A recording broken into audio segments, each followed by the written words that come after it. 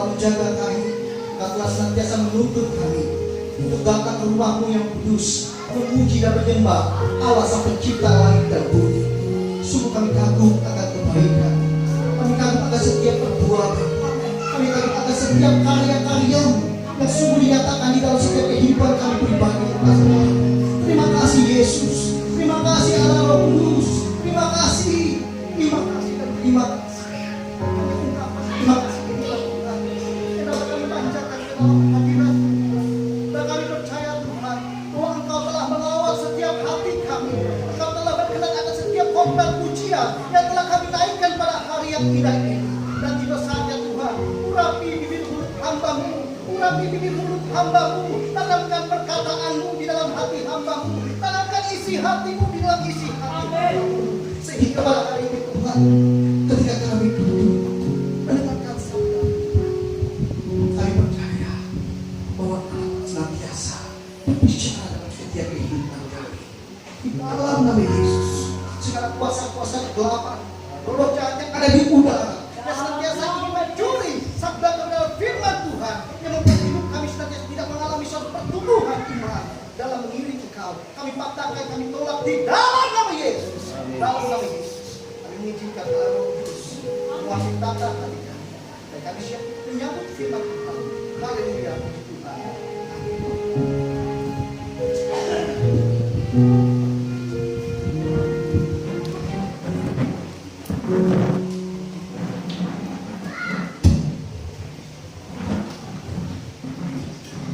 Ya, shalom. Puji nama Tuhan pada hari ini. Sebanyak yang merasakan hadirat Tuhan. Oh, sungguh luar biasa saudara. Berikan kemuliaan bagi nama Tuhan Yesus. Terima kasih untuk setiap para pelayan yang telah melayani Tuhan di altar Tuhan pada hari ini, yang telah menghantar kami jemaat-jemaat Tuhan dan para semua yang hadir pada hari ini untuk menikmati hadirat Tuhan yang sungguh luar biasa. Tuhan senantiasa menambah-nambahkan setiap talenta dan karunia dalam setiap kehidupan para pelayan-pelayan Tuhan. Bapak Ibu yang sangat dikasihi dan diberkati oleh Tuhan, dalam kesempatan ini saya rindu sekali untuk berbagi tentang kebenaran firman Tuhan dengan tema yang akan saya bagikan, yaitu mengandalkan kuasa Tuhan. Karena firman Tuhan pada hari ini yang akan saya bagikan yaitu mengandalkan kuasa Tuhan, yang terambil di dalam kitab Yeremia pasal yang ke-17 ayat yang ke-5 sampai yang ke-8. Kiranya melalui perenungan kebenaran firman Tuhan pada hari ini dapat menolong saudara dan saya, bahkan memberikan kekuatan dalam kehidupan saudara ketika saudara dan saya menjalani kehidupan di tengah-tengah situasi kondisi yang terjadi pada saat ini. Untuk itu saya mengajak kita sekalian untuk membuka firman Tuhan di dalam kitab Yeremia pasal yang ke-17 ayat yang ke-5 sampai yang ke-8. Yeremia pasal yang ke-17 ayat yang ke-5 sampai yang ke-8. Kita akan membaca ayat ini secara berganti-gantian. Kaum pria atau kaum lelaki akan membaca ayat yang ganjil, dan kaum wanita akan membaca ayat yang genap, dan seterusnya. Demikian firman Tuhan, Yeremia pasal 17 ayat yang ke-5 sampai yang ke-8. 2, 3, ya. Beginilah firman Tuhan. Terkutuklah orang yang mengandalkan manusia, yang mengandalkan kekuatannya sendiri, dan hatinya menjauh daripada Tuhan. Ia akan seperti semak bulus di padang belantara. Ia tidak akan mengalami datangnya keadaan baik. Ia akan tinggal di tanah anggur, di padang gurun, di negeri padang asing yang tidak berpenghuni. Bila orang yang mengandalkan Tuhan, yang menaruh harapannya hanya pada Tuhan. Ia akan seperti pohon yang ditanam di tepi air, yang merambatkan akar-akarnya ke tepi batang air, dan yang tidak mengalami datangnya panas terik, yang daunnya tetap hijau, yang tidak khawatir dalam tahun kering, dan yang tidak berhenti menghasilkan buah. Sampai di sini membaca firman kita. Enake untuk logos, kai logos untuk paroteo, kai theos untuk logos. Pada mulanya adalah firman, firman itu bersama-sama dengan Allah, dan firman itu adalah Allah.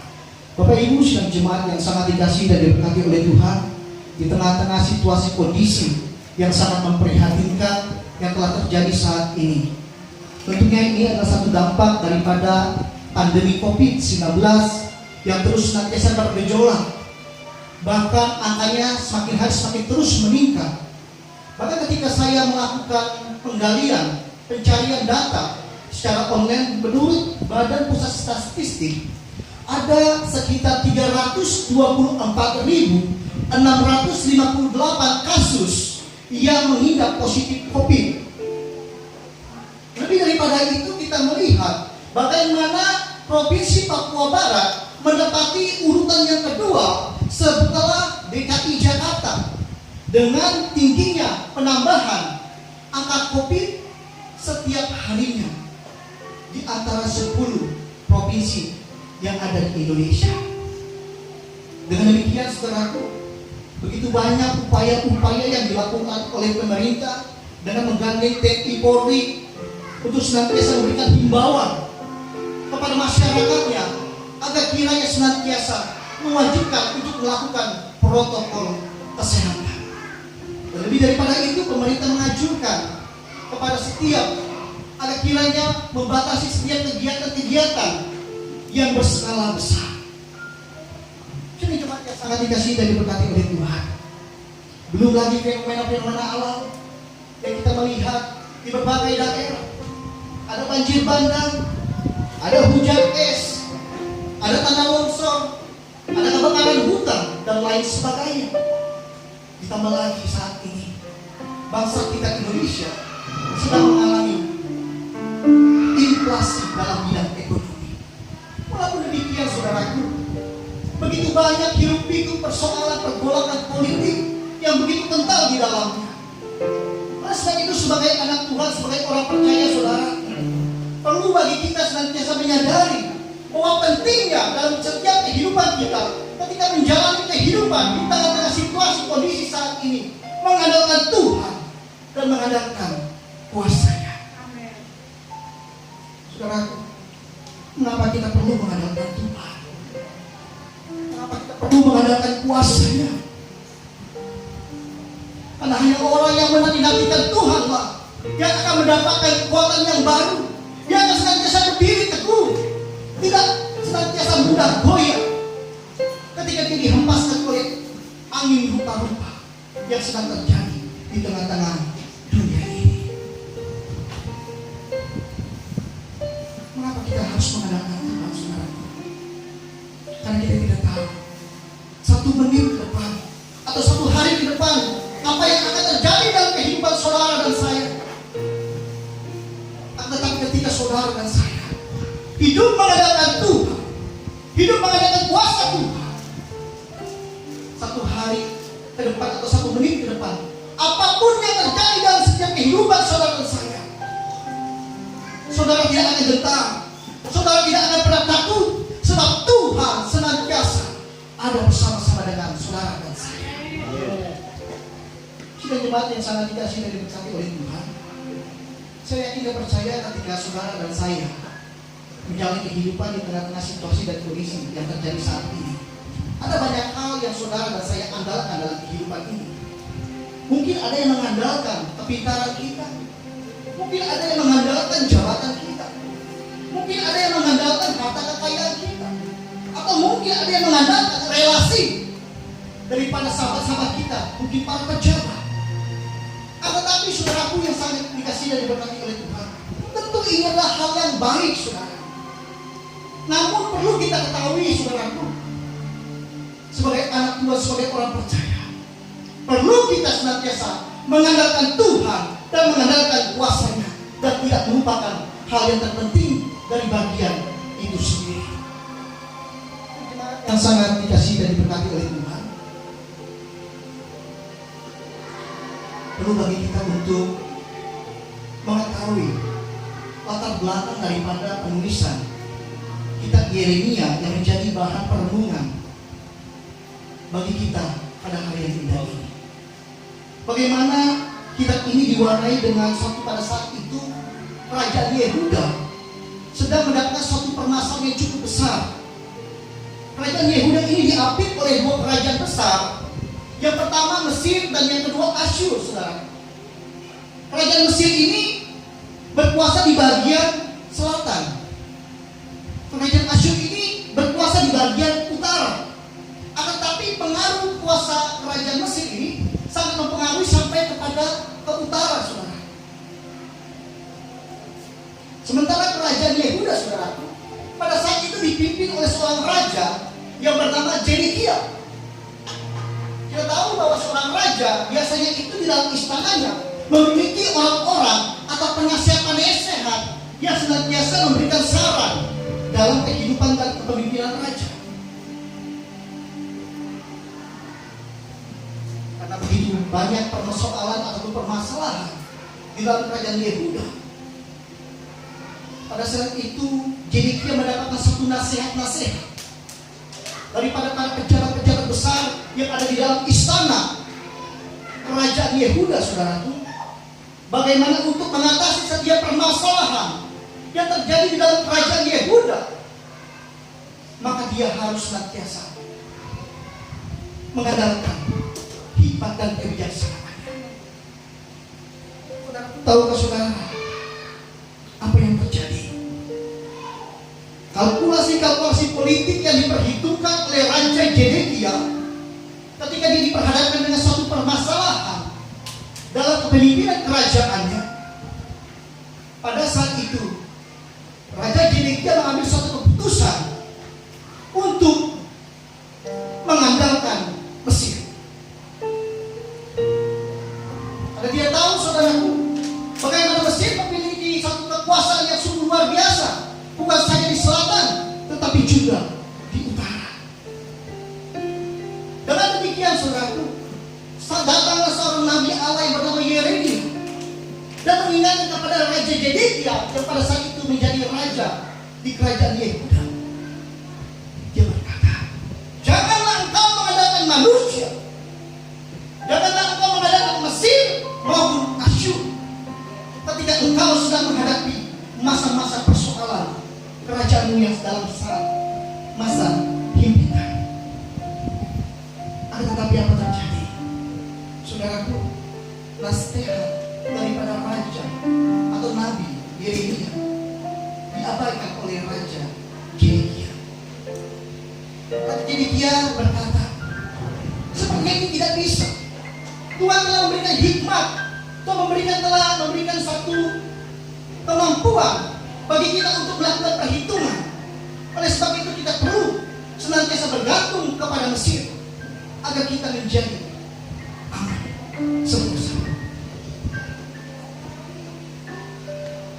Lagi-lagi sang nabi Yeremia mengatakan, jangan mengandalkan manusia, jangan mengandalkan kekuatan dunia.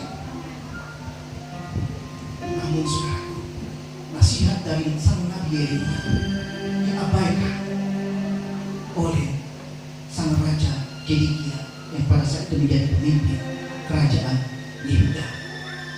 Singkat cerita, saudaraku, Tuhan menyatakan begini, saudaraku, ada suatu kerajaan kecil yang tidak masuk dalam hitungan, baik oleh Asyur maupun dalam Mesir maupun dalam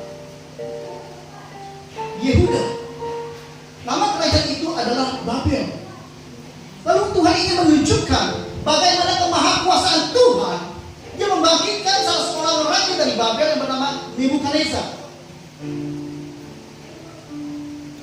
Dan Tuhan memperlihatkan bagaimana tangan Tuhan sanggup bekerja dari sesuatu yang kecil menjadi sesuatu yang besar. Pada saat itu mulailah pertempuran, saudara. Kerajaan Babel mulai menyerang Mesir, kerajaan Babel mulai menyerang kerajaan Asyur. Dan pada saat itu kedua kerajaan yang besar ini mengalami suatu kekalahan dan takluk di bawah kerajaan Babel yang tidak masuk hitungan. Saudaraku, dan pada akhirnya baik Mesir maupun Asyur harus takluk dan tunduk karena kalah berperang melawan Babel. Ini saatnya Yehuda merasa terancam karena dia tidak tahu lagi dia harus mengandalkan siapa, saudaraku. Akan tetapi, saudaraku, perlu digarisbawahi bahwa kesombongan dunia selalu ada balasan daripada Tuhan. Dan Tuhan sanggup untuk melakukan hal-hal besar dari sesuatu yang kecil. Apalagi ketika sang umat Allah senantiasa berseru kepada Tuhan dan meminta pertolongan Tuhan, maka Tuhan akan nyatakan kuasanya dan mujizatnya dalam kehidupan orang percaya. Saudaraku, jika kita melihat kembali bagaimana Musa dapat membelah laut terbelah, bukan dari sesuatu yang besar, saudaraku, tetapi dari sesuatu yang kecil, yaitu tongkat yang ada di dalam tangannya. Oleh sebab itu, jangan pernah memandang dirimu kecil, saudara. Jangan pernah memandang dirimu begitu hina, saudara. Tetapi ketika engkau mengandalkan Tuhan, engkau yang kecil, engkau yang hina, engkau yang tidak terpandang, Allah akan membangkitkan menjadi orang yang besar. Bapak Ibu yang sangat dikasihi dan diberkati oleh Tuhan, oleh sebab itu perlu dalam setiap kehidupan saudara dan saya memiliki iman dan mengandalkan Tuhan dalam setiap kehidupan saudara dan saya. Jadi inilah satu teguran yang tidak diindahkan oleh Yehuda melalui perantara Nabi Yeremia. Saya mengajak kita untuk membuka di dalam kitab Yeremia pasal yang kedua, ayat yang ke-18. Mungkin salah satu orang bisa membacakan ayat ini. Yeremia pasal yang kedua, ayat yang ke-18. Dan sekarang apa kamu dulu untuk pergi ke Mesir, tidak meminum air sungai, dan apa kamu tunggu untuk pergi ke Asyur, tidak meminum air sungai. Terima kasih abahnya yang telah membacakan. Saudaraku, dengan kata lain, Tuhan sedang berbicara kepada Nabi Yeremia untuk berkata kepada Yehuda, apa untungmu bergantung kepada manusia? Apa untungmu mengandalkan kekuatan manusia yang kamu anggap itu bisa dapat menolongmu? Saudaraku, kita boleh berusaha, kita boleh melakukan sesuatu, kita boleh mempersiapkan diri sedemikian rupa. Tetapi sekali lagi, jangan andalkan itu, jangan andalkan itu. Andalkanlah Tuhan. Jangan andalkan kepandaianmu, jangan andalkan jabatan, jangan andalkan relasimu dengan para pejabat-pejabat, dan jangan andalkan semuanya itu. Tetapi andalkanlah Tuhan, karena itu tidak membuat segala sesuatu jaminan yang pasti dalam kehidupan. Tetapi Tuhan pasti memberikan suatu jaminan, kemenangan demi kemenangan, kemuliaan dari kemuliaan. Senantiasa engkau akan bersuara dan memuji nama Tuhan seumur hidupmu. Saudaraku, Bapak Ibu yang sangat dikasihi dan diberkati oleh Tuhan, jadi dengan kata lain sang Nabi sedang berkata kepada Yehuda yang pada saat itu dipimpin oleh Raja Yeremia, jangan andalkan kekuatanmu sendiri, melainkan andalkanlah Tuhan. Oleh sebab itu dikatakan dalam ayat yang kelima, beginilah firman Tuhan, terkutuklah orang yang mengandalkan manusia. Sidang jemaat yang sangat dikasihi dan diberkati oleh Tuhan, ketika saya mencoba untuk menggali kebenaran firman Tuhan, orang yang mengandalkan manusia dalam bahasa Ibrani-nya berkata Hageter Asher Yita Ba'adam. Di sini ada kata orang memakai kata tunggal, yaitu Gefer, itu orang. Tetapi kata sandang Hageter artinya orang itu. Jadi ada oknum tertentu orang itu mengandalkan kekuatannya sendiri. Orang itu akan mengalami tanda kutip terkutuk.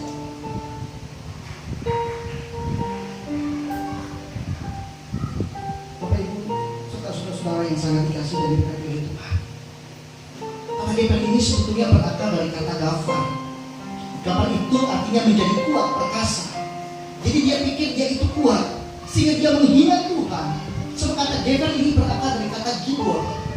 Sedangkan kalau Gibor dikatakan Tuhanlah yang perkasa, Tuhanlah yang kuat. Jadi barang siapa yang tersirat sudah mengandalkan kekuatannya sendiri, pada saat itu berarti dia sudah meniadakan kuasa Tuhan terjadi di dalam setiap kehidupannya. Saudara yang sangat dikasihi dan diberkati oleh Tuhan, Tuhan yang kita sembah adalah Tuhan yang sangat jujur. Dia tidak ingin ada ala-ala lain di dalam setiap kehidupan kita. Dia tidak ingin setiap kita orang percaya anak-anaknya mengandalkan di luar daripada kekuatan Tuhan. Sebab kekuatan manusia itu terbatas, saudara. Mereka kita senantiasa diajak sebagai orang percaya, sebagai anak Tuhan. Hanya cukup mengandalkan Tuhan saja. Hanya cukup mengandalkan Tuhan saja. Dan engkau melihat suatu kelak nanti bagaimana tangan Tuhan akan bekerja dalam setiap kehidupan saudara dan saya. Jadi saudara-saudaraku, Bapak Ibu yang sangat dikasihi dan diberkati oleh Tuhan, saudara boleh tidak, bukan berarti kita tidak boleh mengandalkan kepintaran kita. Bukan berarti kita tidak boleh mengandalkan jabatan kita. Bukan berarti kita tidak boleh mengandalkan relasi kita. Bukan berarti kita tidak boleh mengandalkan harta kekayaan kita. Melainkan Tuhan di sini ingin bagaimana setiap umatnya, setiap orang percaya, setiap anak-anak Tuhan mengandalkan Tuhan sepenuhnya. Tetapi jangan itu diandalkan saudaraku. Jika engkau punya kepintaran, jika engkau punya relasi, jika engkau punya harta yang berlimpah, jika engkau memiliki jabatan, ketika ada permasalahan atau persoalan terjadi dalam kehidupan, jangan andalkan itu, saudara. Andalkanlah Tuhan. Andalkanlah Tuhan. Saudaraku, bukan berarti kita sebagai orang percaya ketika hal-hal itu tidak ada dalam kehidupan kita, kita tidak dapat hidup. Sebab Allah lah yang memberikan kita hidup. Allah lah yang memberikan kekuatan dalam setiap kehidupan saudara dan saya. Mungkin engkau dan saya sedang menghadapi masa-masa kesukaran yang diizinkan Tuhan terjadi dalam kehidupanmu. Lalu engkau mulai mengatur strategi dengan hikmat dan kebijaksanaan saudara dan saya. Dan saudara menganggap bahwa semuanya akan baik-baik saja. Namun apa yang terjadi? Kita malah mengalami suatu kekalahan. Oleh sebab itu penting andalkan Tuhan. Maukah saudara mengandalkan Tuhan? Amin.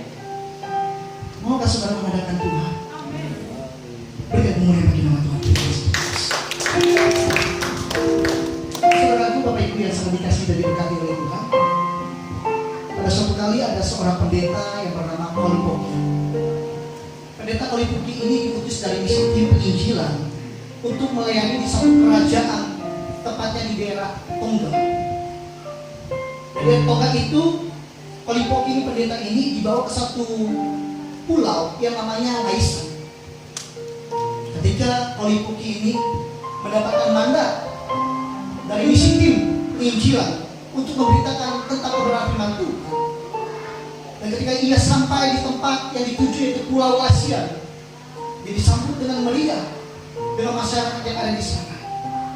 Saudara tahu, ketika sang pendeta ini baru sampai di pulau itu, beberapa hari kemudian pendeta ini mendapatkan satu mandat untuk menyampaikan firman Tuhan dengan menggunakan bahasa yang ada di pulau itu. Lalu pendeta ini bingung, saudara. Dia berkata, bagaimana mungkin saya baru beberapa hari langsung saya suruh menyampaikan firman Tuhan menggunakan bahasa yang ada di pulau itu. Waktu pertama kali pendeta ini berkhotbah,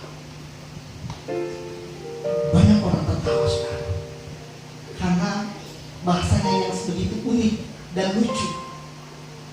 Akan tetapi pendeta ini tidak menyerah, saudara. Pendeta ini pulang lalu mengambil suatu keputusan untuk menyeberang ke satu pulau yang satu. Dia berdiam diri seorang diri, dan disitulah dia mempelajari kitab yang dia bawa dari kitab bahasa daerah, saudara. 3 hari lamanya pendeta ini berpuasa di hadapan Tuhan dan meminta kiranya Tuhan memberikan kemampuan agar pendeta ini dapat berbaca bahasa untuk penginjilan di daerah itu. Lalu saudara, pendeta ini mendapatkan ilham dari Tuhan dan dimampukan untuk berkhotbah menggunakan bahasa. Tiba-tiba, saudara, dia diperhadapkan dengan satu tantangan, permasalahan yang cukup serius. Bagaimana di pulau itu anaknya mengalami kematian. Lalu anak yang mati ini dan orang tuanya membawa kepada pendeta ini, saudara, dan meletakkan di depan pendeta ini dan berkata, jika engkau hamba Tuhan yang diurapi, aku minta hidupkanlah anakku. Saudaraku, tantangan ini begitu berat. Akan tetapi pendeta ini, Kolipoki ini, saudara, dia hanya bisa duduk berserah kepada Tuhan. Tuhan, hidupkanlah anak yang mati ini. Tuhan, hidupkanlah anak yang mati ini. Satu hari sekarang, anak yang mati ini tidak bangkit. Tapi sang pendeta merendahkan diri pada Tuhan. Dia berkata, Tuhan, hidupkanlah anak yang mati ini. Ketika tangan dari anak yang mati ini dipegang, apa yang terjadi? Anak yang mati ini hidup kembali.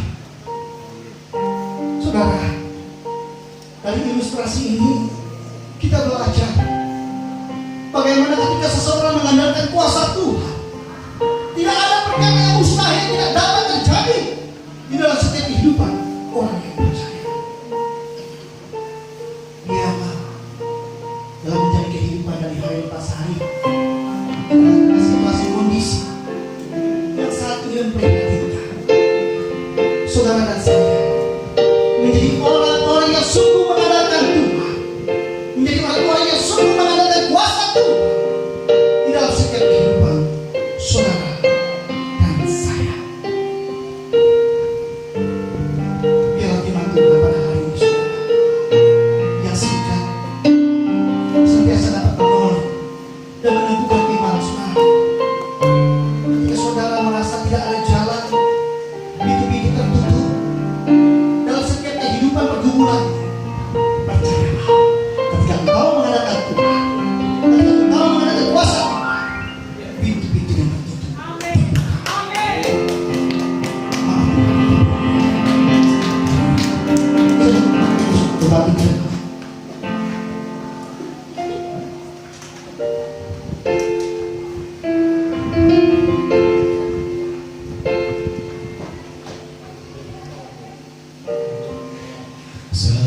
Satu-satunya yang ku andalkan, satu-satunya yang ku percaya,